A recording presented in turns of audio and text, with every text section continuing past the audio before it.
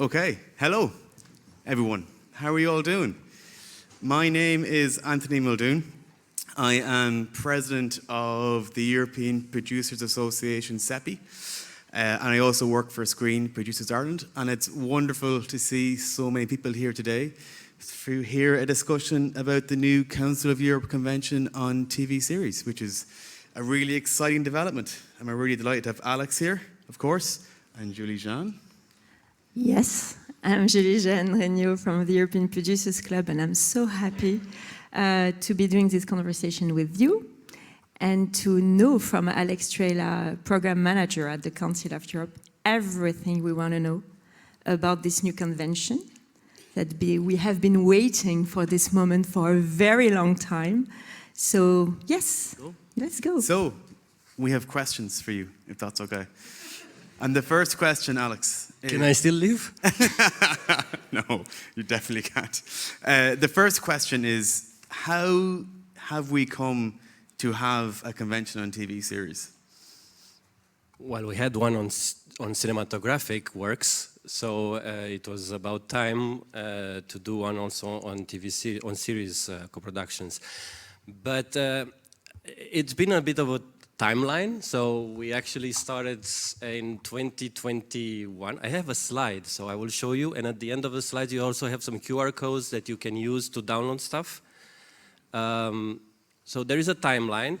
We started in 2021 in Budapest, so it was a very nice experience immediately after the COVID reality check. Where many of you, some of you are in the room, some of you are not, but a lot of industry representatives and film institutes and policymakers have gathered, and there was a discussion back at that moment in time if the Council of Europe should and could do something to support the work, the series through co-productions, as it does with the cinema works. Back then, it was a discussion about buyouts. It was a different reality. And it was how can we build instruments that would help out and provide leverage and facilitate circulation and so on. So we moved from that as fast as we could through political backing of the process by the ministers of culture. We entered in a drafting period where experts from the different member states and representatives from your organizations and some other organizations have been part of this process, and a draft came out. It was adopted by the Committee of Ministers because, as you might know or not know, the Council of Europe is not the European Union, so we are not a regulatory forum. We are intergovernmental entity, and the work it's approved and at the end of the day adopted by the Ministers of Foreign Affairs.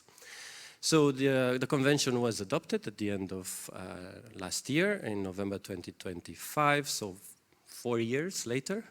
And now, almost 5 years since the declaration of the Minister of Culture, which was on 1st of April 2022, so we are like almost 4 years later, we have the opening of the convention.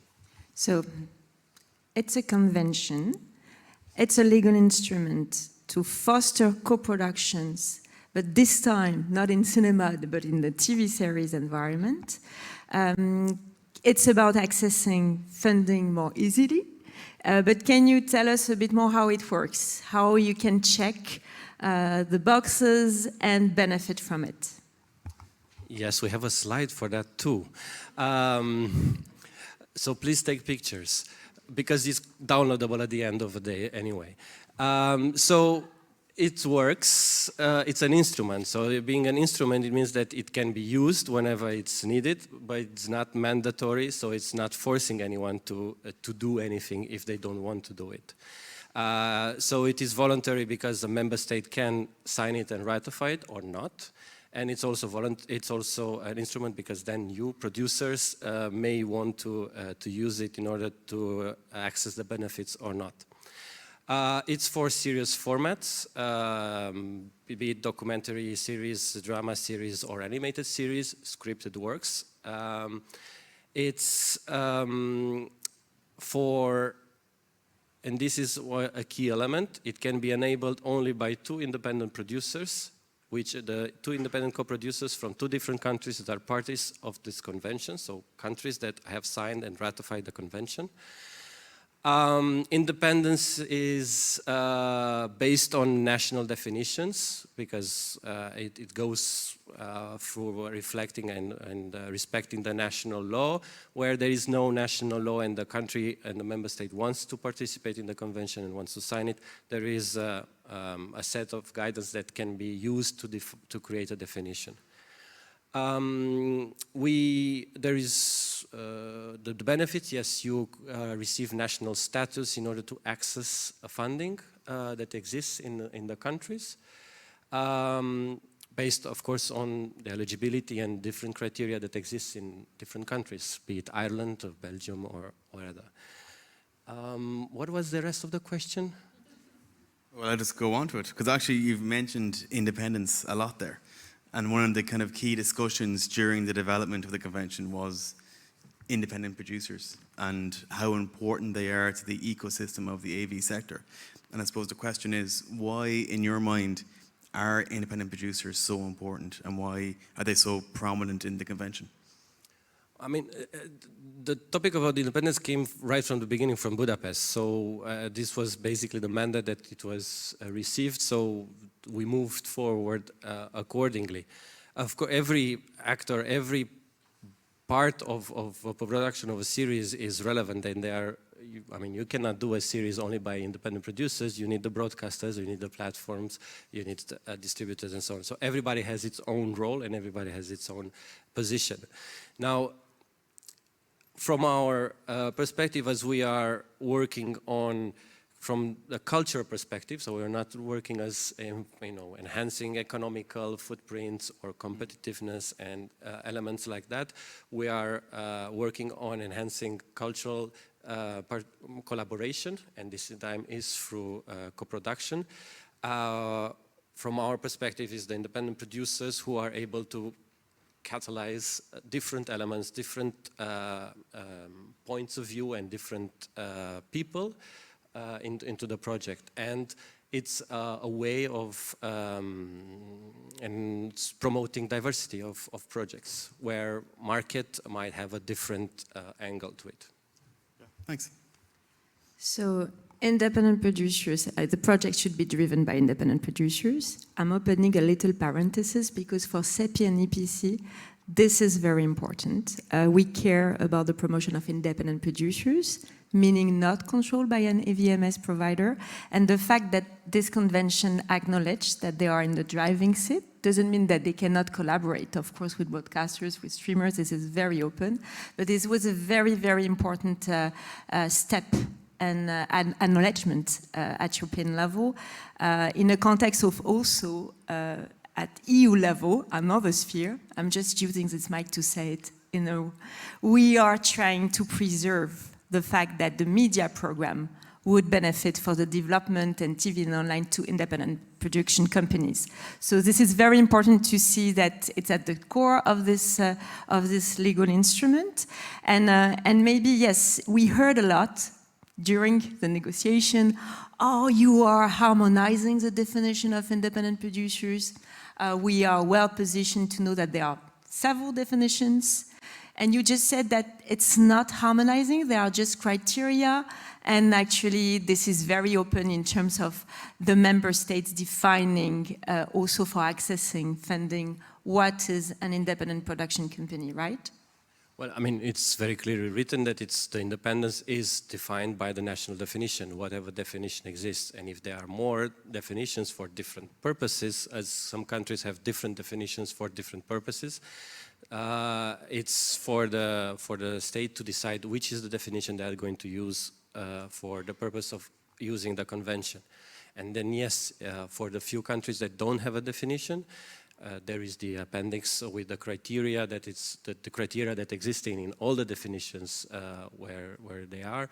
where they can use to create a definition. Or if they want, they create their own definition. So, but because we are a standard setting and because we need to make sure that any member state has the possibility of joining a convention, we need also to provide certain type of guidance for the member state in case they are not having all the requirements regarding, in this case, independence. So, Alex, just to oh, yeah. one thing, you mentioned collaboration with others. I think that it's important because in the convention, everyone can be a co-producer. So there is no. It doesn't mean that only independent producers are the co-producers. Broadcasters are a co-producers as well. Streaming platforms can be a co-producer as well. Any other entity or production, independent, non-independent, can be a co-producer. So it's not making any kind of distinction in the terms of. It's actually an interesting point you're making, and it kind of brings up the next piece on this Q&A, which is on the slide. So if you go to the slide and go to You Unlock, and you've got secure rights framework within it. So one of the things that we talk about constantly is the need for independent producers to have IP in projects that they are producing so that they can grow their companies more. And that, you know, obviously you started this conversation about how Budapest initially was about buyouts and how it grew into this convention on TV series. So I was wondering if you could explain in more detail what that means in the convention and what it means for independent producers or co-producers within a convention project. I hope I will not forget the question, but I will just I will just make a brief parenthesis. When we started the process in 2021, and it was the moment of buyouts, and the whole discussion was how can we ensure that there is an alternative model of financing outside of the only one-stop shop that was existing or predominant at that moment in time. What we also very quickly understood was that this model is not going to last, and is going to leave a vacuum into the industry, and then it's going to be a patchwork system. Okay. And the patchwork system is the model of attracting different sources of financing, which is very similar to the cinema work. So we do have the experience of that, and that was also the way how we fought in advance. And it's very unfortunate and very fortunate that the Council of Europe tends to do this kind of things. Before the AVMS, it was the Convention TV Without Frontiers. So the mother of AVMS comes from the Council of Europe in the 80s. We did the conventions on cinematography co-productions. So yes, and in terms of the rights, coming back, I didn't forget the question. It is in the cinema, the co-production structure is very clear because it existed through the bilateral agreements back in the time, and then through the co-production treaty that was created by the Council of Europe. In the series, the idea of co-production had multiple and has multiple understandings, and we also came to realize that through the different discussions that we had. Co-production is sometimes understood as a co-financing or a co-licensing, and we focused on the co-production as a share of rights, share of risk, share of financing, and share of success. So these are the principles on which the basis of the convention works. In the same line, it's following the same principles of the convention of cinematographic co-productions. However, of course, it is adapted to the series world. And the rights, yes, so everybody is entitled to have the rights. There is this provision which basically enables you as an independent producers to retain your rights based on your contribution, be it creative, financial, and so on to the work. So and this is just about fairness, and it's about equity, and it's also about mutual trust in such a marriage, which is a co-production. So the convention is one of the tools to have more co-productions in TV series based on this model of sharing rights and good retention right practices, etc.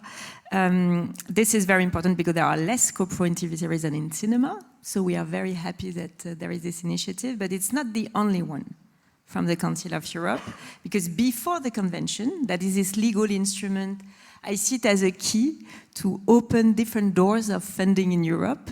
But before this convention, you already had launched a pilot program. So you already had the ambition or the willingness to support with money, because the convention doesn't give automatically money, but you had this pilot project. Can you tell us a little bit more about this funding initiative for TV series co-productions? In 1988, when Eurimage was created, there were only bilateral agreements. There was no treaty on co-production. So there were the French, Italian, German, French, and so forth. So, but the fund was created in order to cater cultural cooperation across the countries, to ensure that there is better circulation of works, better understanding of our world, of our realities, and so on. And then the convention was created later on in 92, 94. In a similar way, we did also with the pilot program for series co-production and with the convention. A convention takes longer time, but we started at the same time. Both the pilot program and the convention have started in the same moment in Budapest. It was the call for action was to create a legal instrument and a financial instrument that would enter into this area. So we did, of course, tested many things, and we started to see how the reality works, or at least for a certain type of reality that we were looking at projects that are maybe slightly more riskier for the market, projects that are either have big budgets or smaller budgets, but they face the same kind of connection with the market. Both in a good way and in a bad way. And that was for us an important lesson, and this was we couldn't have not done it if there was not the capacity and the willingness of member states to put additional money, separate from what they're putting to the film, to put in this new pot and to test things for series co-productions. And it worked. It will continue. It will have the separate paths with the convention. There are two different instruments. They can work together. They can work separately. Thanks, Alex. And just one more question then on the audience data transparency within the convention. So again, to come back to it, one of the issues that many independent producers face is that when they are involved in broadcasting licensing or in streamers, it's very difficult to actually find out how the program actually did, because a lot of the time they won't be able to get the information. So from this convention's point of view, if you're a producer using the convention and you've got the audience data transparency built into it, what impact do you think that's going to have on the potential for co-productions? Again, a co-production is a trust. And it's also transparency. I mean, you are all on board and in the same project, so you're basically aiming for the same thing, have the same objectives. So it is naturally and again equitable for everyone to be able to share and understand what are the results, good or bad, because you're all on the same boat. You have all the same. You're all risking things. You're all sharing ownership and so forth. So it is just natural that in a transparent manner, you're all sharing the information that you have. It's not only that you as independent producers have access, but also public broadcasters have access to your information, but also on the information of a streamer if they are on board, and vice versa. So everybody has access to this data within the framework of that particular project. So it is not a law that imposes for everyone to share data and make it public. It is for the purpose of that particular work, that particular season, which is subject to the convention. Yeah, but that's very important because we are struggling to impose this rule at European level, this transparency of viewing data, and we try to find the hook We would love to have this in media maybe as well, or to have it in a regulation, in an audiovisual regulation, because it is very important to independent producers to have, and authors and more, and the entire right holders community have a clear picture of the number of views and who has watched a specific work. So, I mean, you are doing something already that hasn't been done before in this intergovernmental agreement and text. So that's a bit of a very good precedent on data transparency that we spotted. But we are at the end almost, and it's about knowing what are the next steps. Alex? Next steps, besides the QR code, you can scan it and you can reach a page with the frequent asked questions, both in French and in English, and the text as well if you are into legal literature. The convention was adopted, as mentioned, in November. Any convention of the Council of Europe needs to be open for signature, so that means that a member state is inviting to host a ceremony of opening the signature, or it is done in the premises of the Council of Europe. You usually need three member states that would, 3 states that would sign and ratify the convention in order to enter into force. That means that once you have 3 countries that are signing and ratifying it, producers from those 3 countries can start using the convention and co-produce among themselves based on the convention. And tomorrow here in this room, not in this format, at 11:30, there will be the ceremony, opening ceremony for signature of this convention. We have more than 3 countries joining in, so if you are curious to see if one of your countries is part of it, please come tomorrow. No, you have to stay for the next episode. I mean, we cannot just tell you everything now.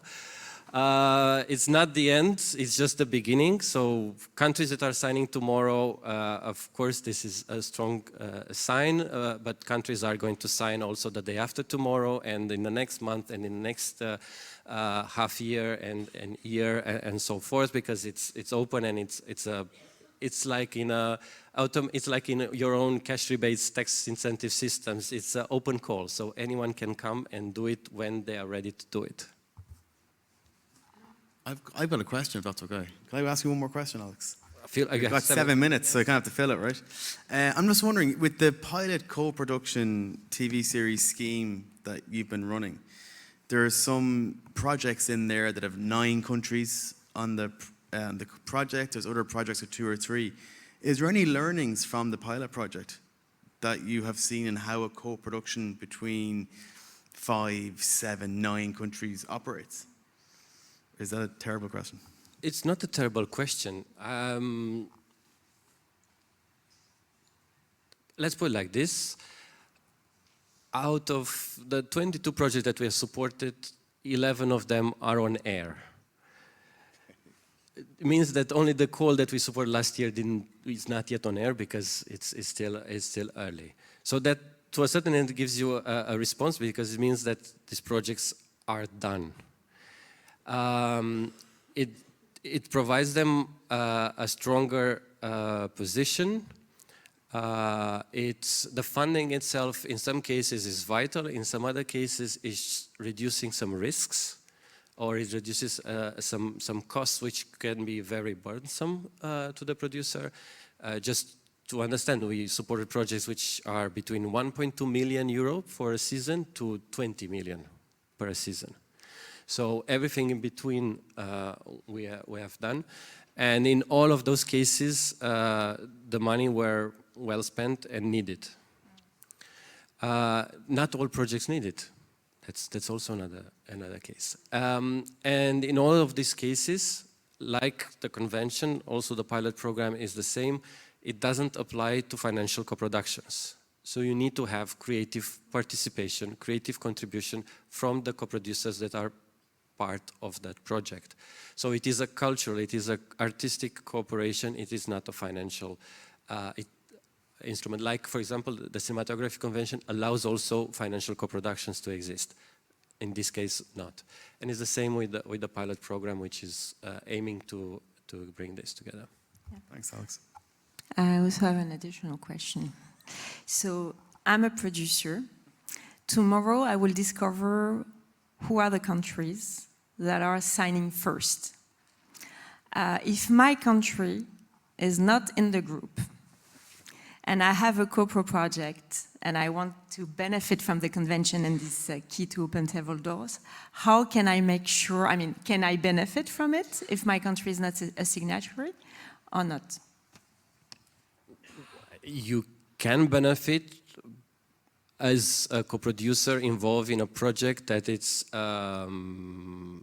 initiated by producers who are coming from the countries that have signed the co-production. But a co-producer can come from countries that are outside of the convention, that they have not signed it.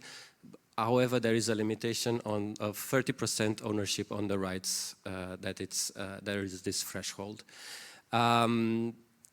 Otherwise, you can just knock on the doors of your national authorities, governments, colleagues from high school that might have ended up in good positions, to explain why this is useful for you. If it's not useful, then you don't have to do anything.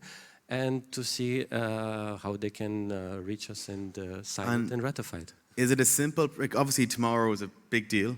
There's more than 3 countries going to be here to ratify the convention. It's going to come into operation. But if our country isn't there, it is a simple process for the country to ratify it outside of Series Mania. My first question was, for whom is it simple? For us or for your country? And I cannot answer on behalf of your country because, unfortunately, each country has its own methodology of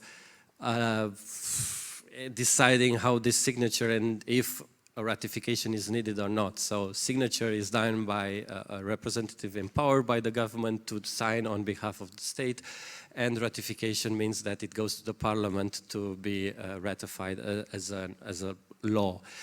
Some countries don't need that. Some countries need them both at the beginning. Some countries, 46 countries with 48 different kitchens. And how will you monitor the effect of the convention? Will you keep track of all the co-productions that will be getting the status of official co-pro under the convention? Well, this is an obligation for all conventions to have sort of a monitoring of its implementation. In the case of this convention, it is Eurimage, the board of management of Eurimage, which is empowered to monitor. So after a certain moment of time, after I think it's 10 countries that have to sign it and ratify it, I think it's 5 years after that, if I'm not mistaken, there is a first moment of evaluating and seeing the first results of it and what is the a scanning of the process. So in other words, it's 5 years and then the potential for amendments or review come in. I mean, conventions are usually done for a very long period of time. So then the cinema convention was done in 92 and it was in 94, and then it was revised in 2017. No, leave it alone. It's a long time. Leave it alone. Okay, yeah, fair enough. Sorry. When it is work, that's why it's very often it deals with principles, it deals with directions. It doesn't go into the nitty-gritty details of things that today are in one way, tomorrow are going to be different. That's fair enough. Do you have any last questions? No? Should we turn to the audience for a question, maybe? They've got 1 minute. Yes. Maybe we have. Do they have microphones? I don't think so. Can we? That's so good that we have 1 minute for a question, maybe? No? It's crystal we got clear. one, we got yeah, one. we have one. Shout.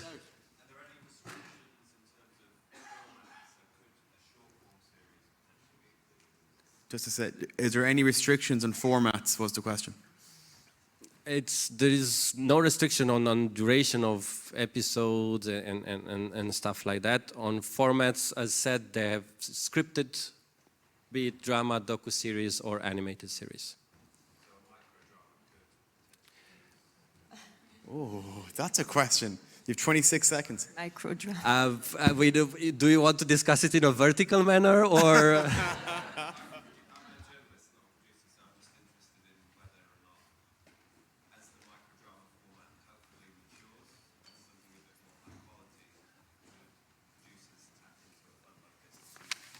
I think hopefully matures is a very good thing to reflect on in the next 5 years, and we will see where we are about that format, as other formats also might have popped up and disappeared in the meantime. Thank you. Be there tomorrow here, same place, same room, Yes. 11:30. So place your seat, book it. very 11:30 here. Thanks very much, Alex.